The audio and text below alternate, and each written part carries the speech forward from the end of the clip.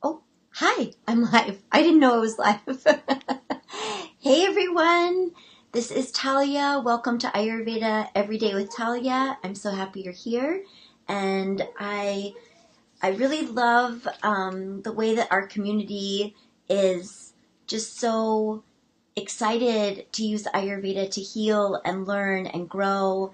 And so I have been asking the new members what they most want to learn. And I've gotten some really, really great suggestions. So if you have anything that you're particularly wondering about Ayurveda that you think I can address in Ayurveda Everyday with Talia, I would love to have you there and get your suggestion. So I believe this is from Nancy. I forgot to write down exactly who this is from. But the question was, how can we use Ayurveda for better sleep? So that is what today's Facebook Live is all about.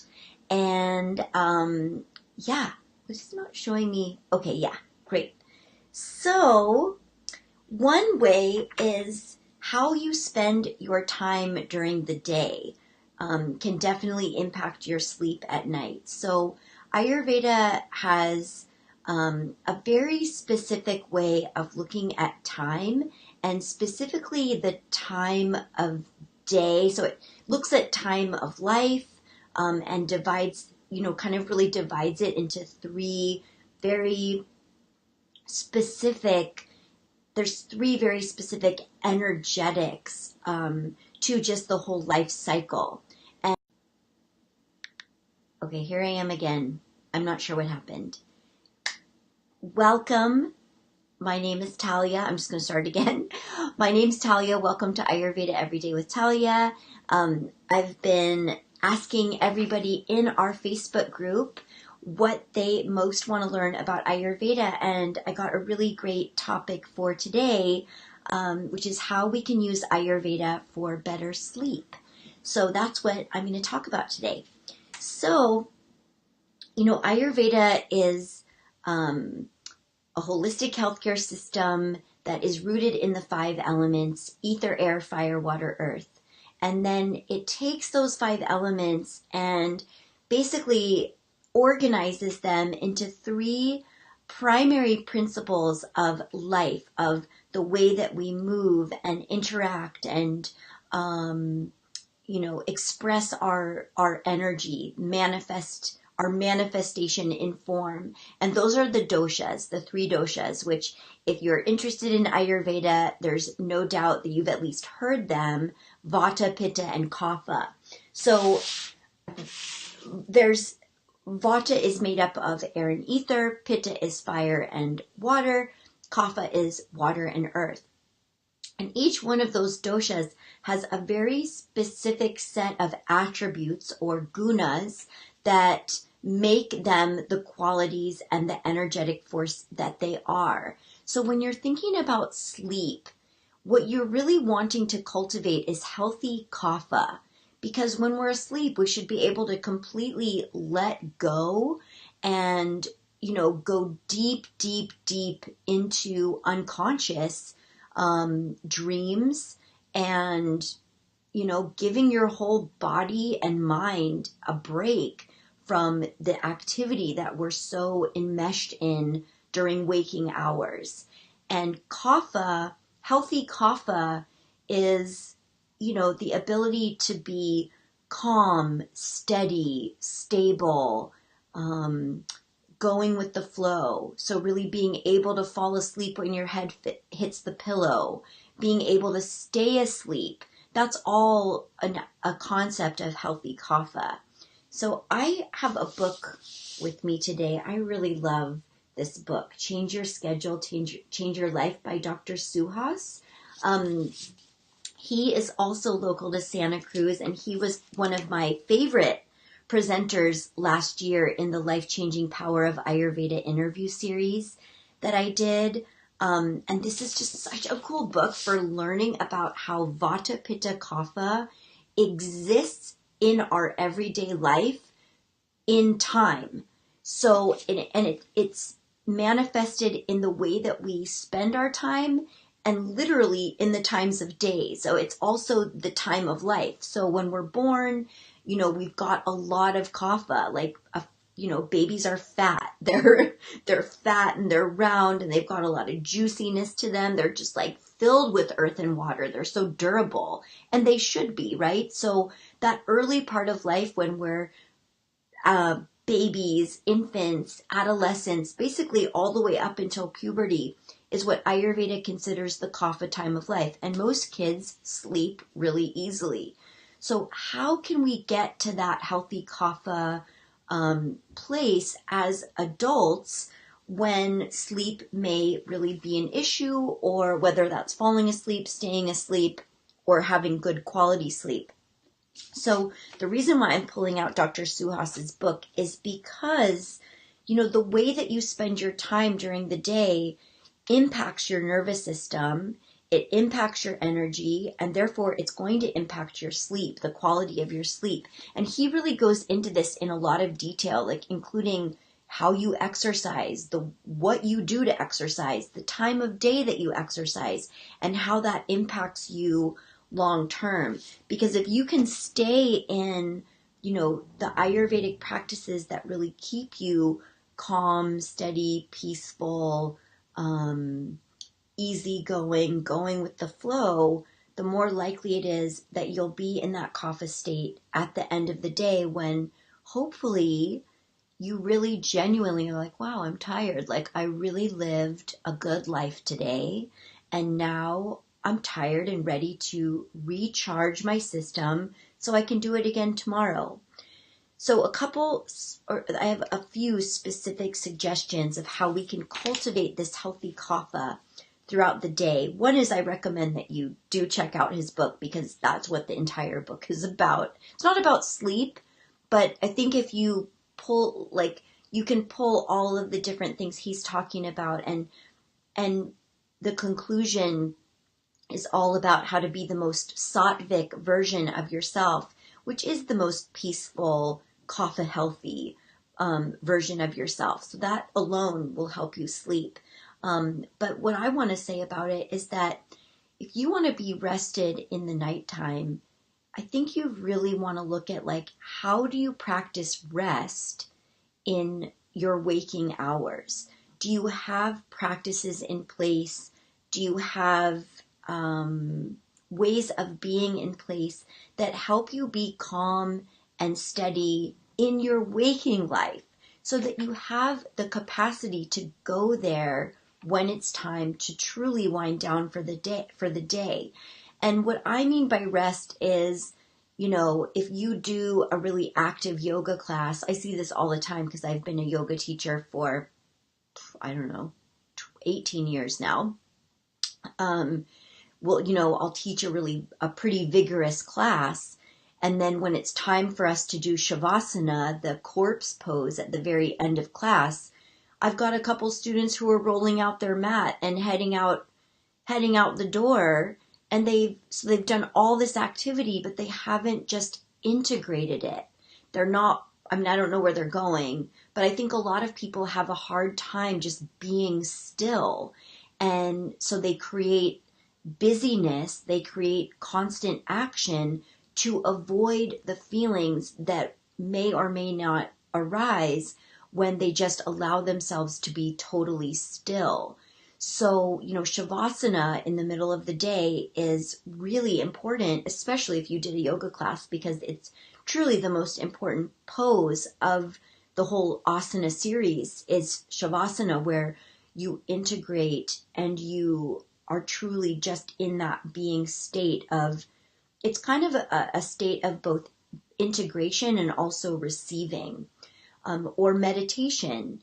Do you have any kind of capacity within yourself to sit still, be present with whatever's arising, and just breathe? If you don't, then you want to learn how to make that be a practice. And the fastest track to getting there is to just practice and to just make yourself do it. I know for those of you who especially have a lot of vata and pitta running in your nervous system energy, you tend towards anxiety or depression or anger. It's hard. it's hard to sit with what arises because sometimes there's a lot of pain. So if you have not already joined the New Year, New You Meditating FasciaBlasters Group, and maybe you've never heard me talk about that, so you're like, what? But I am the meditation teacher and guest star in Ashley Black's New Year, New You Fascia Blasting Community kind of 12-week reboot. And so I'm teaching weekly meditations in there, and I'm mentioning it in this Facebook Live because it's a totally free group. You could literally be held and supported in cultivating a meditation practice by being a part of that group. So I'll provide the link to that in the description of this video. So if you want to jump in there, you can. Meditation is just so huge. And then other ways that we can rest in the daytime to cultivate that healthy kapha that translates ultimately over time into better sleep is being really present with your meals. So not standing up when you eat, sitting down, sitting in silence when you eat. I love to sit outside and be with nature when I eat. That might not be possible for some of you who live in the middle of the country, where I'm seeing things on Facebook of like, wow, it looks really cold and snowing. And it's cold for sure in Santa Cruz right now, but it's beautiful outside today, and I could certainly go sit outside and eat. But more importantly is just that I make at least one meal a day be a really calm, meditative kind of meal that will also serve. And then take that one step further to what you eat during that meditative meal. There are foods that cultivate healthy kapha that primarily are earth-bound foods, meaning they grow beneath the earth or they help you connect deeply to earth element. So for example, all root vegetables are earthy in quality because they grow beneath the earth. And that's the quality that we're trying to cultivate in achieving healthy sleep. So at dinner time, which is my favorite time of day to do this meditative, actually to be honest, my favorite time of day is doing it as at lunch, but because that's my biggest meal of the day and it's kind of my break in the center of the day. But doing this at dinner is huge too. You could literally be like, okay, for dinner, what are the foods I could eat that will help me sleep the best? And that's going to be foods that, like I said, have this earth-bound quality. So winter squash, like you could cut a spaghetti squash lengthwise in half, put the two sides face down in a shallow pan of water and bake it at 450 degrees for, 40 minutes until it's fork tender. Scrape out the spaghetti squash so they're like noodles, but so much better for you than noodles. And even the weight of squash shows you how much earth energy it gives. And then toss it with some olive oil and some ground almonds or ground macadamia nuts. Maybe chop up some fresh cilantro or basil and toss it with, black pepper and yummy salt. And it'll be kind of like having pasta for dinner, but it'll be so much more nutritive and so helping you get towards that sleep cycle. And then for dessert, you could even ramp that up a notch to have warm milk, whether it's dairy milk, if that's something that you're able to digest, and you're able to digest it if it doesn't cause a bunch of mucus immediately after or the next day. Or oat milk is amazing for increasing that healthy kapha sense. Almond milk. Of course, I recommend making your own milks whenever you can because the quality is just going to be 100 times more potent and better than what you can buy in the store. Even though there's lots of great companies who make fresh plant milks these days, it's still, when you make it yourself, is the best. And in my cookbook, The Ayurvedic Vegan Kitchen, I teach you how to make brown rice milk, almond milk, oat milk, a bunch of different kinds of plant-based milks. So you make that yourself, and then you put it in a little tiny saucepan over low, kind of medium low heat so that it warms up but it doesn't boil. And then nutmeg is this amazing sleep help spice. You don't want to take too much, because if you take too much, it becomes a hallucinogen, kind of. When I learned this, I was like, I'm going to try it during the day. I want to see if this is true. And I want to say I put a teaspoon of ground nutmeg in a cup of oat milk at, let's say I did that at 10:30 in the morning. I remember this because I go to yoga on Tuesdays at 11:30 in the morning. Nutmeg takes about 4 hours to totally kick in. So if you are going to sleep at 10 p.m., which is my next thing I'm going to talk about, nutmeg will kick in around 2 a.m. So if you have trouble staying asleep, you might want to have this. I mean, you wouldn't want to have this right before you go to bed, but if you have this around 8 p.m., perfect, or even 7, because it'll take 4 hours. So if you're asleep by 10 and the nutmeg kicks in at like 11 or 12, you're really good to go for staying asleep. But listen to this story because this is just so crazy. So I drank the warm plant-based milk with at least a teaspoon of nutmeg. I might have even done a little more than a teaspoon. And by the way, nutmeg doesn't taste very good when you use too much. So that's a sign that it's like nature's letting us know that, you don't really need that much. It's very strong. But I went to yoga from 11:30 to 1:30, and then I had a massage with my friend Heather at 2:30. So it's been now 4 hours. And Heather's the kind of massage practitioner that you walk into her office and she's like, okay, get on the table. There's not a lot of chit chat before the work. So I get on the table and I'm like, I told her what I did. I told her that I was doing it as an experiment. She was like, okay, well, let's see how this goes. And while I'm on the table, I felt like I had eaten a tray of pot brownies. Not just one pot brownie, a tray. I was so high. But not like high, like stimulated. I was high, like I was a little bit like stoned and kind of hallucinating. So you want to be asleep when that nutmeg kicks in. You don't want to be awake. I remember what I ended up doing too. I went to the bookstore, to Bookshop Santa Cruz, and I ended up like sitting in the comic book aisle for like an hour reading The Far Side and just being so high on nutmeg. So you don't need that much. You could try literally doing a 1/4 teaspoon of ground nutmeg in a cup of warm milk. See if it works. Then you could try 1/2 teaspoon, but I wouldn't go over that amount.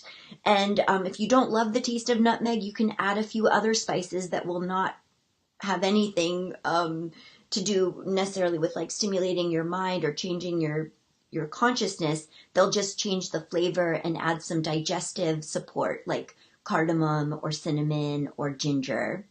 So that's a really great tool. And I love to even sweeten my warm milk in the evening with fresh, not fresh, but dried medjool dates.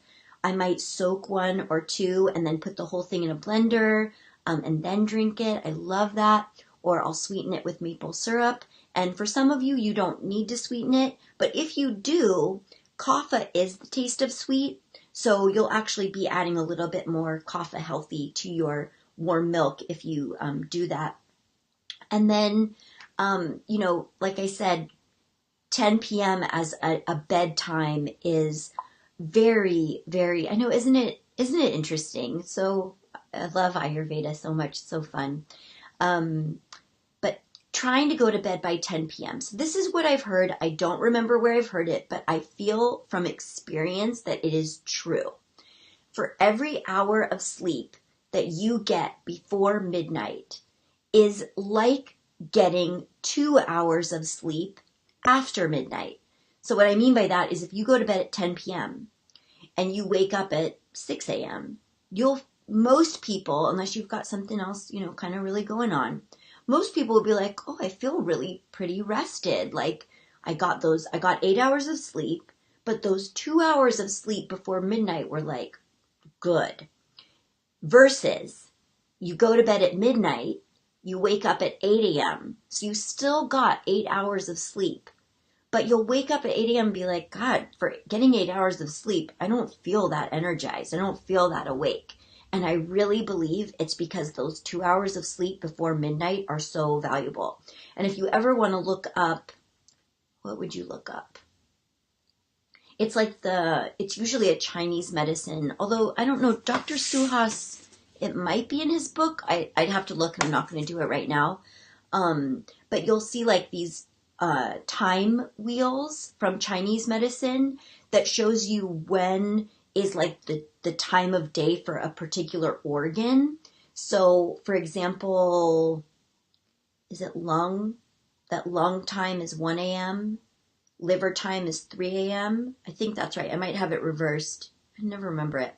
But you know, if you're somebody who's like, oh my God, I wake up every night at 3 a.m. I'm pretty sure that's liver time. You want to be like, oh, like what's going on with my liver? I need to support my liver, especially if it's every night. And you're like, this is a pattern. Let me look at which organ should be at rest right now and isn't. Yes, you can also look at what connects with the dosha clock, but I'm talking about what connects with the specific organs for this moment, as a way to kind of investigate and be like, what's going on with me? Where could I nurture my body in a way that I'm not? Because every organ has a particular time of day, all the way around, 24-hour cycle, where it's meant to be at rest so that it gets its chance to rejuvenate. Yes, liver is 3 a.m. Thank you. So anyway, so I think that going to bed at 10 a.m. is like going to bed at 10 p.m. You're just really setting up your organs so they all really get that valuable rest time. I'm like not even being scientific about this. I'm just giving you my experience. And when we look at the dosha clock, the way that the doshas line up with our 24-hour day cycle, 6 a.m. to 10 a.m., and then again from 6 p.m. to 10 p.m. is kapha time. So at night, that 6 p.m. to 10 p.m. time is so crucial for you to be winding down. And I mean, I work a lot, and because I also do Ayurvedic body work and a lot of my clients work during the day, I have always, all the years that I've been an Ayurvedic practitioner, have worked at night. And I see some of my clients at night so that they get their body work during the week when they're not at work. And I have developed some techniques for myself so that I'm still able to be winding down. I mean, I'm doing body work, so I'm pretty relaxed for the most part. I'm listening to quiet music. The lights are turned down. I'm doing human touch, which is relaxing. But I need to have my own like breath practices, meditation practices, preparing for the nights when I work so that when I get home at 9 or 9:30 at night, I'm still able to turn off the lights and be winding down with that kapha winding down cycle from 6 p.m. to 10 p.m. and be asleep by 10 p.m. And I'm lucky. I sleep pretty well, generally speaking, because I have a fair amount of kapha in my dosha, but I also really work at it with the way I kind of think all day about making sure that my practices during the day are leading me to good sleep. So if I'm going to do any kind of stimulant, I do it as early in the morning as possible. And guess what's even better? To not do any stimulants at all, to not drink coffee, to not drink black tea, to not turn to 5-hour energy at 2:30 in the afternoon, because it's going to give you energy for way too long than you need. And it's going to be like a Red Bull at a time when you would actually be better off, you know, really deeply hydrating your body and meditating for 15 minutes or taking a nap if you're really tired. I once I was once at this expo. It's called Expo West, and it's the largest health food products expo in the country, if not the world. It's amazing. I think it happens in March in Anaheim, California. I haven't been in a long time. But I was hanging out with these women who had a booth that sold like goji berries and raw cacao and maca, and it's a very intense event. I mean, and under fluorescent lights, so many customers. I mean, it's insane actually, and parties every night and meetings and all of this.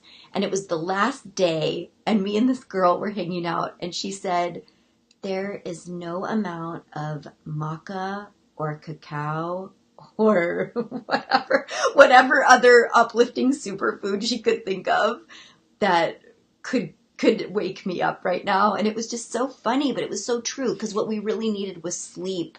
We needed a nap. We didn't need to keep trying to boost up our immune systems and boost up our energy with stimulants, even if they were natural ones, to get more energy. We needed more energy to come from actually nurturing kidney and adrenals with like some cat-cow rolls and a restorative yoga class or meditation in the middle of the day. So if coffee is your thing and it's really hard for you to think of how you would give that up, I want to give you a couple of suggestions. So there's one, this is becoming so popular, but Rasa coffee. It's an adaptogenic herbal coffee substitute. You can make it in a coffee maker, or you can make it in a French press, which is what I do. And so delicious. There's literally no stimulants in here, but it's all calming, balancing adaptogens. In fact, I'll read you some of the ones off the side of the label. And I'll also post anything that I'm referring to in the video today. I'll refer to it in the video description, but I've got a coupon code for you to get 20% off of Rasa coffee. So I will post that in the video description. But this has chicory, burdock, dandelion, so it's also gluten-free. That's like the base. It has eleuthero, shatavari, heishowu, codonopsis, ashwagandha, chaga, what is that? Rhodiola, cinnamon, and reishi. So, oh my God, this is an incredible blend of just like such health-giving herbs. No stimulants, but it has the warmth of coffee. It can give you the routine of coffee. There's something about it that's just so nourishing. In addition to it being an adaptogenic mix. So that's one thing that I really recommend that you do in the morning to support your sleep at night, because adaptogenic herbs, they think of them as tonics for your kidneys and your adrenals. And it's your adrenals that pump adrenaline when you're in fight or flight, when you're overly stimulated by coffee. That's really huge. Another product that I love is maca. They don't put maca in Rasa coffee, at least not this particular, the original blend. But maca is an adaptogenic root, grows in South America, and it does give you an energetic boost for sure. But the one that I really love is by Healthforce Superfoods. And the reason why I love it is because we predominantly import maca root as a raw powder, or sometimes it's in tincture form, which I don't recommend. It's too concentrated. So look for powder. But maca in South America is traditionally taken cooked. It's a cruciferous root. It sort of has a pungent quality to it. It's probably a cousin of like a radish of some sort, but it's cruciferous, which means it's gassy. It's not that easy to digest in its raw form. So what Healthforce Superfoods does, which I think is brilliant, is their maca powders are 70% pure maca, 30% ingredients that help you digest the maca. And there's been lots of studies done that show that if you can't digest maca, it's not really helping you you're not absorbing it, therefore it's not really acting as an adaptogen, and then it can actually stimulate you, and we're back to like it not being helpful for kidneys and adrenal health. So so I really love the MacaForce Healthforce Superfoods version of maca, and I'll post a link to that in the video notes.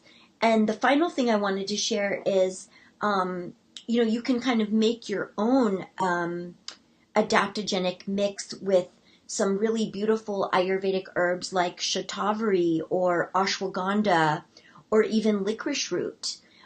So you can buy them all as powders. I love to buy mine from Banyan Botanicals. They're an amazing Ayurvedic company, and all their herbs are organic. And you can literally just make a little mix and mix those into warm milk. So that could also go with your nutmeg, cardamom, cinnamon, whatever, in the evening, and or you can do it in the morning or afternoon as well to, like I said before, kind of be all day preparing your body for healthy sleep. It doesn't mean that you're never energized, you never exercise. That all contributes to your overall health as well. But after exercise, that you cool down, that you stretch, that you replenish your body after big periods of expending energy. So I hope that this gave you some really awesome things to chew on. The topic of today's Facebook Live, in case you came here late, was how to use Ayurveda for better sleep. So I gave a lot of different Ayurvedic remedies, some Ayurvedic concepts that you can apply to your day and to your night so that you get good sleep. Of course, there's always so much more to say on every topic.